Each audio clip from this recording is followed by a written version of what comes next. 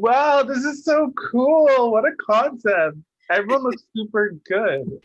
Hello everyone, welcome to my channel. It is LaDont S. Today I have my special guests, which are two of my close friends, Jade and Mozare. Hi. So I will be linking their Instagrams down below so you can follow them. Also, there is a YouTube channel called 6 O'Clock Somewhere with some really cool friend content. So follow that. It's super funny.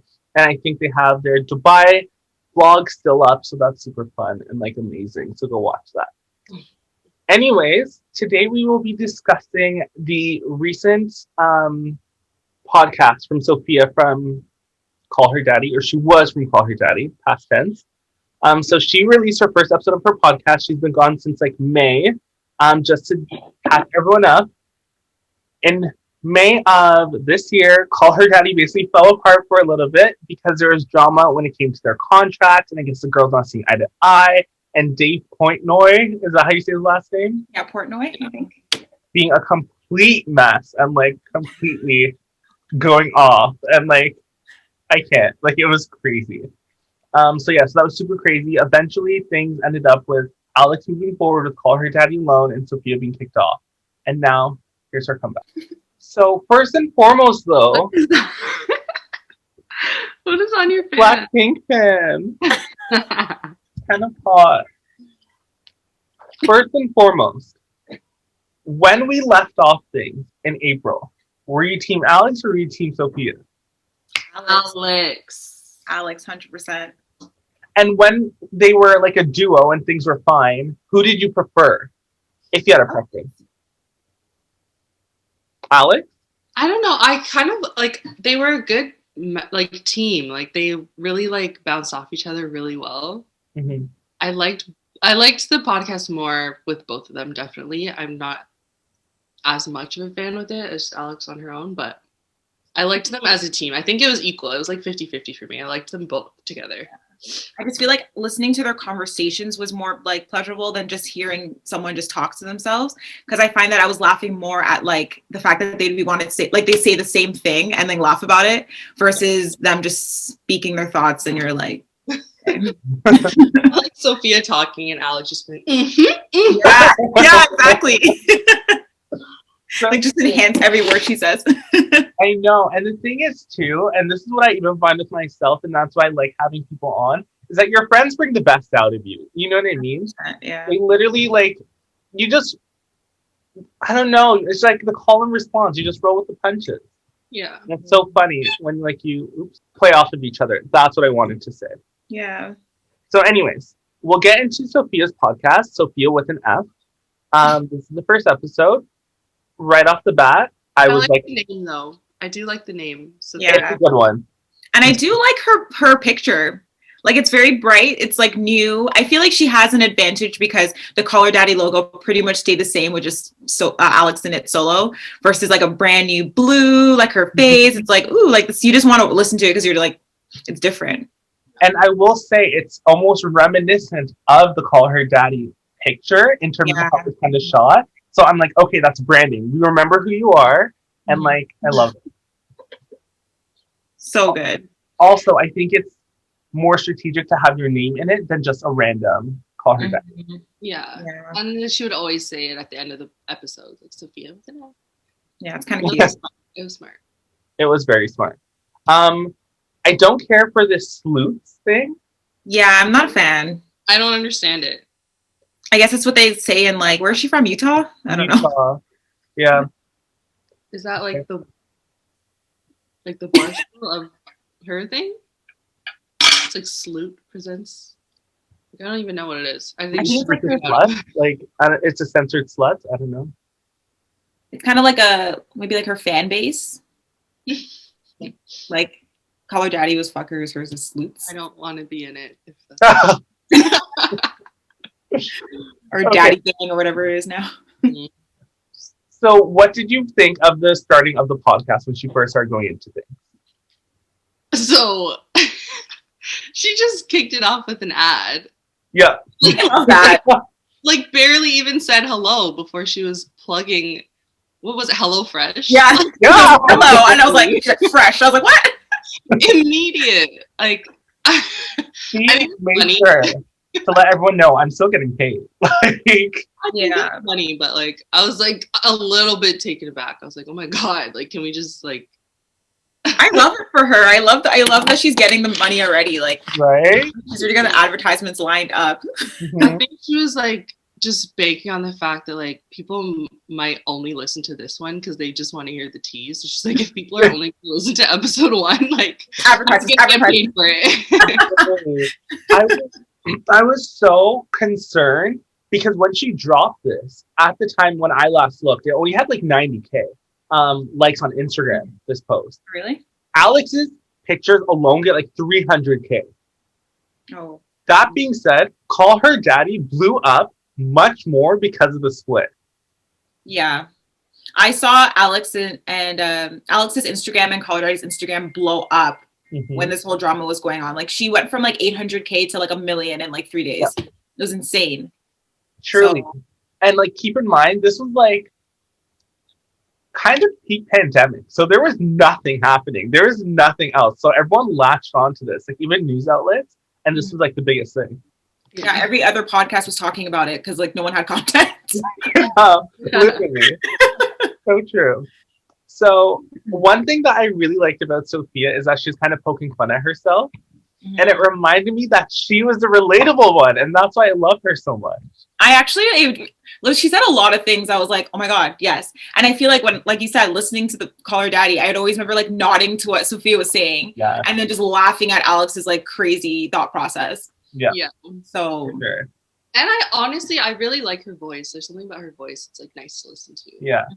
And it's like, comical. Yeah. And she talks slower. Mm-hmm. And it's just like, whereas Alex will just like have all these thoughts and just like, man, it's all scattered thoughts. Mm-hmm. Whereas hers is more like calm and controlled. And that's why I feel like on Call Her Daddy, she got cut off a lot. Like she starts saying something and Alex would be like, yeah, like, oh my God. And then just start talking about something else. And then Alex is like, Sophia would be like, hey.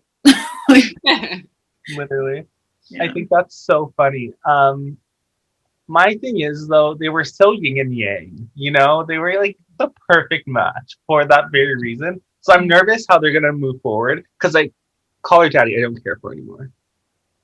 Yeah, it's definitely fallen off. Like, it's not the same show at all. Because I've been listening to them, and I remember, like, listening to Call Her Daddy and being like, okay, can't wait when it was both of them. Mm-hmm. Now I'm like, meh. Like, I just let the episodes, like, line up, and I'm like, I guess I'll listen to one.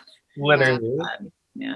I kind of think it'll be the same thing with Sofia's, though. Like, I'm not, like, obviously this one was good because it was just full of tea, but, like, I don't know how it's going to progress, like, with just her. I don't know. I will say though, and mind you, I think Alex is our age, like 94, and then Sophia mentioned she's 28 in the podcast. Mm-hmm. What she was saying in this podcast, I would much rather listen to than the same gluck-glucks. I'm like, this is some grown stuff that I'm like, yeah.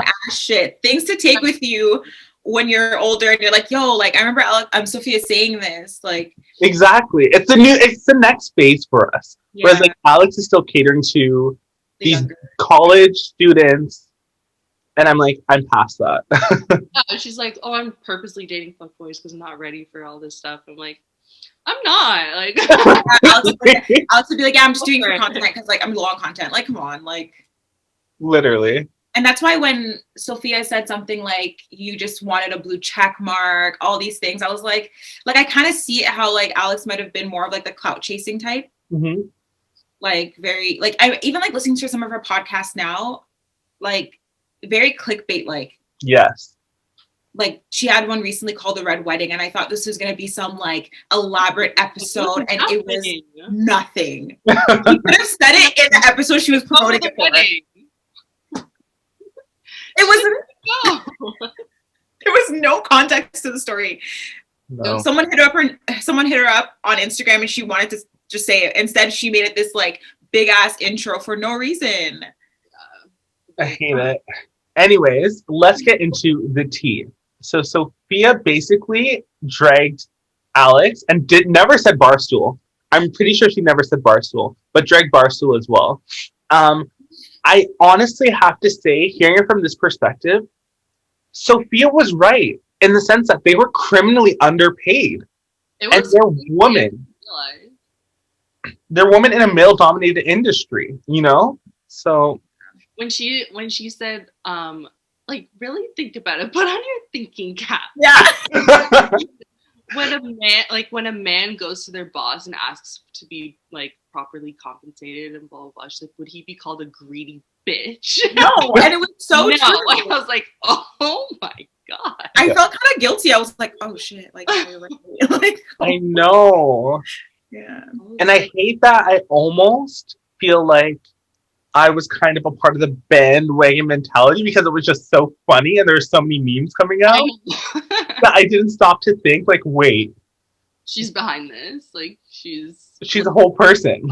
Yeah, that's the thing, right? And like she even like mentioned too how like they kind of branded Sophia to be just this bad guy, and that way it would make the Call Her Daddy show go on with her being like, yeah, whatever. Very calculated and very strategic. Yeah, and that gave Barstool, Call Her Daddy, and even like Dave on his personal account so much content for so long. Yeah, it was just dragging Sophia and Suitman, who she never mentioned in the video. I wish she addressed that. I want to know, like, if they're together, like, what happened.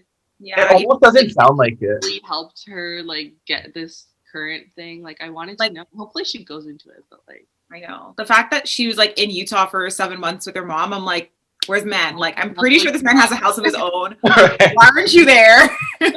Literally, I will say I was kind of surprised that.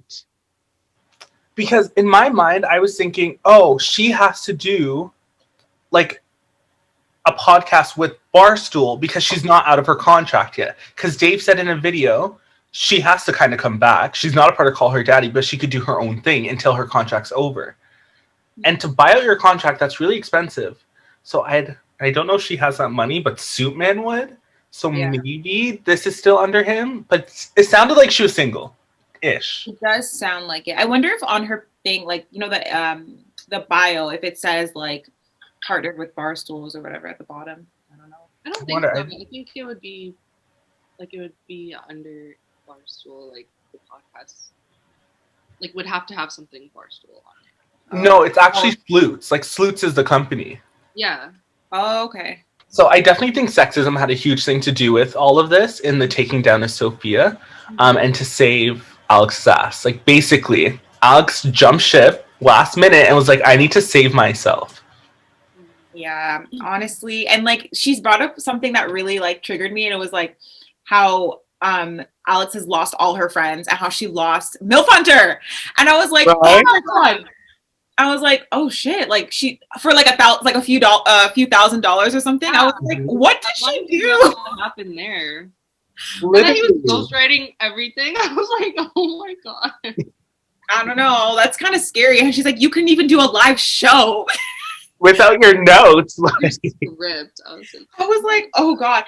And then she said something too about how this is not the first time that she tried to get Sophia off the show. What was the first time? I need to know. There's like way more tea than we like. I know, and that's what I don't like in terms of how Alex dealt with it. But at the same time, I have this kind of theory. So I feel like Alex probably wanted to jump ship and not make it such a mess.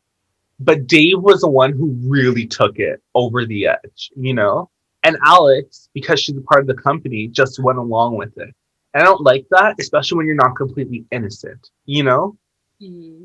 Yeah, he did go off. Like, he was like mocking it on his Instagram. Mm-hmm. The fact that he even made an episode on the Call Her Daddy page called The Fog or something like. Oh, yeah. So troll. Like, it's so troll of him. And then they made it blow up more. And then people were like, fuck Sophia. Like, it's all about Alex. Like, you know, unfortunately. And this is the thing. When it comes to a unit or like anything like that, especially when we're all kind of like creatives in our own sense, everyone brings something new to the table and something different. Mm-hmm. And Sophia brought this up perfectly. Because Sophia, in my opinion, she had the stories. Like she said, I put my entire life out there. Her mugshot was a t-shirt that I see guys that I went to university with wearing it. You know what I mean? This is true. Like, she was technically. She's like, did you really do more work, Alex?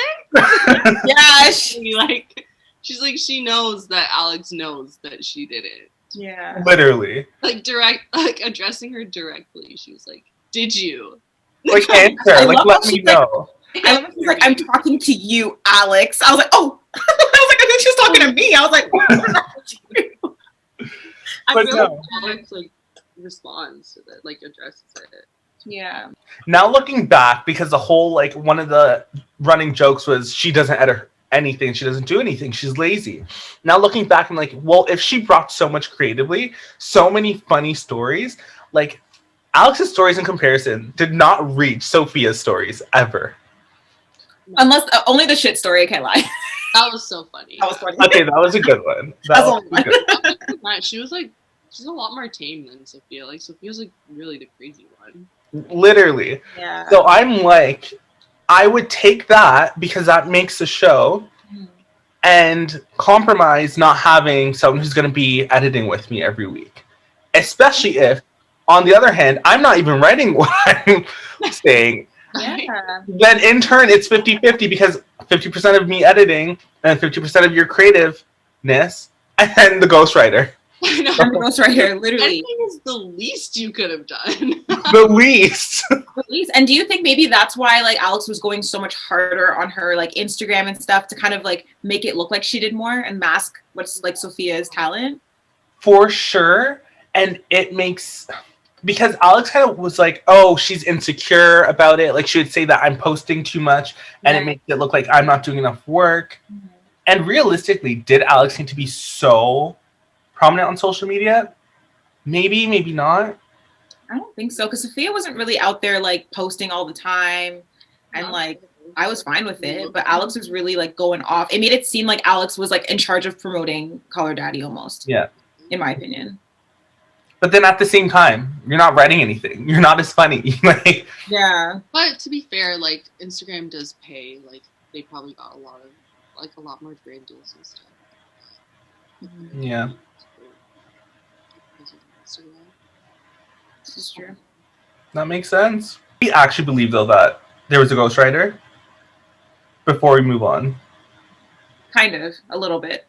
Kind of. Like I kind of believed everything Sophia said. I know. I'm like so team Sophia. Like Alex made her video and I was like, I believe everything. And Sophia, like I don't know. I just believe everything she's saying. I don't know. Maybe I'm gullible. I don't know. I think there's two sides to the story. So I do maybe feel like maybe Sophia wasn't being very flexible with the contracts and stuff like that. But I do believe Sophia when she does say the ghostwriting thing. Like, I don't know. Like, I think MILF Hunter really was, like, she was really stealing jokes. Yeah. Yeah. Well, the thing is, too, a lot of the time, Alex would reference MILF Hunter. Like, a lot. So that alone goes to show that it wasn't her own thoughts.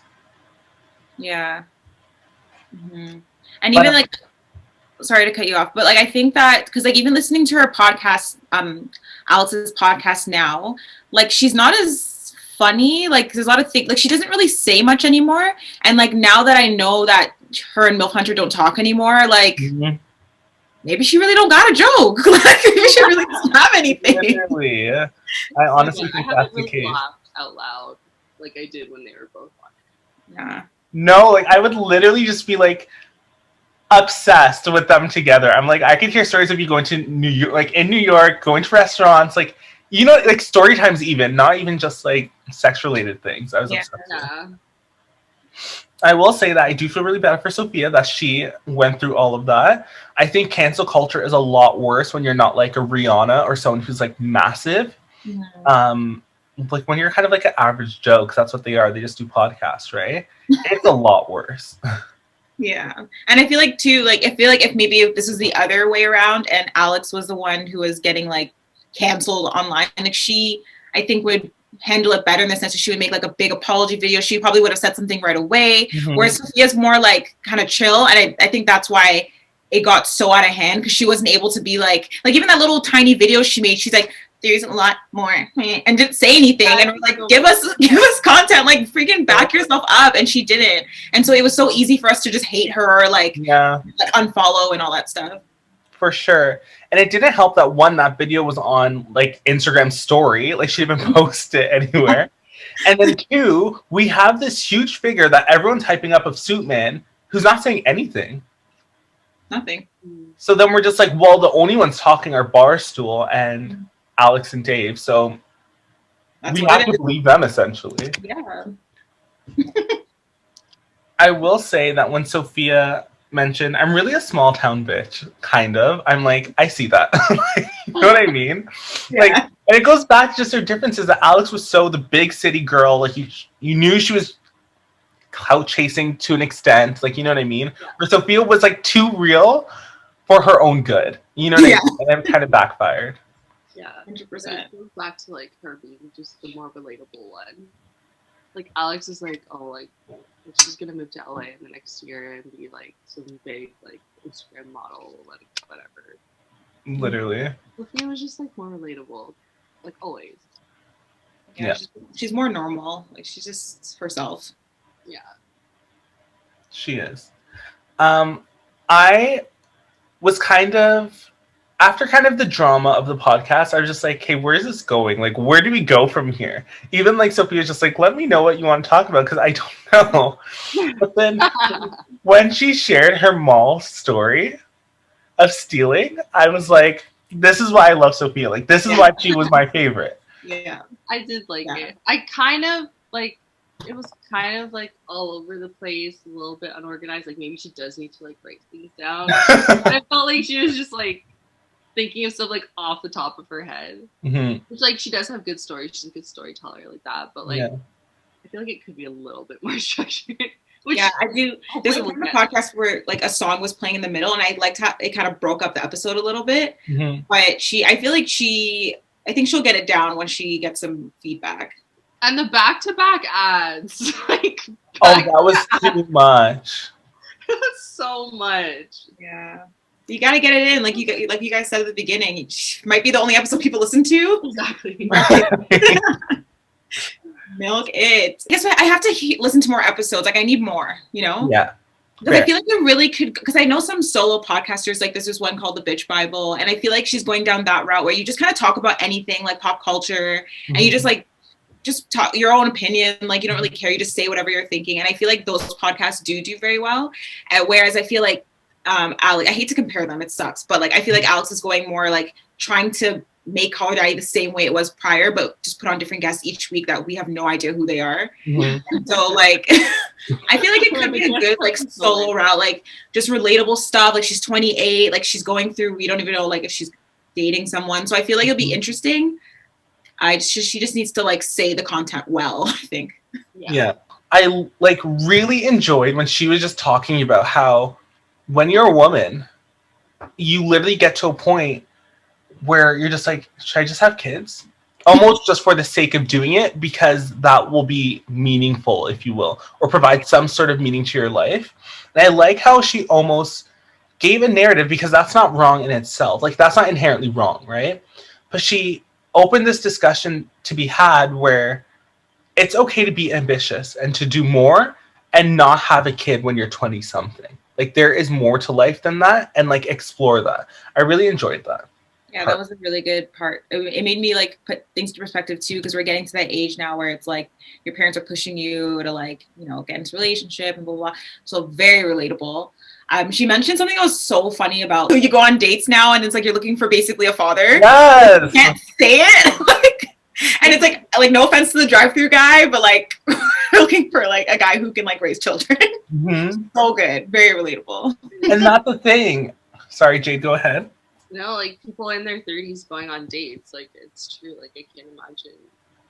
Yeah, like you're trying to like find a husband, but you can't like say that. Yeah, literally. No more drug dealers. Yeah. No, but it's so annoying though, because everyone is like, the majority of the people in like North America, let's say, are following that like societal clock where it's just like, by this age I'm engaged, by this age I'm married, by this age I have kids, right? So you feel that pressure, but then at the same time, deep down, you know that you're not ready to do those things. Like there's more life to be lived. Like you want to have fun, you want to be ambitious in your career, you want to be financially stable to a point, but then how do you really combat that, you know? Yeah. Hard. Like even biologically, like Like you can't even have like after like 35 or 40, it's like a geriatric pregnancy. Like what's Literally geriatric. like what? So many complications. Not ready. Like I know like people say, oh, like it's like you have all the time in the world, but like really, biologically, you don't. No. Like I know there's other ways to have kids, like whatever, but like I'm trying to pop them out myself, you know what I mean? Valid. Just her even talking about that shows that it's going to be a much more relatable and mature show now. And it is because she's 28, so she has a couple years on Alex. But I'm like, that is what I want to discuss. You know what I mean? How do we finesse getting the men without having to like be like, yeah, I'm looking for kids, I'm looking for this, and all that stuff, you know? It's tricky. Like she said, you have to be like the single fun girl all the time.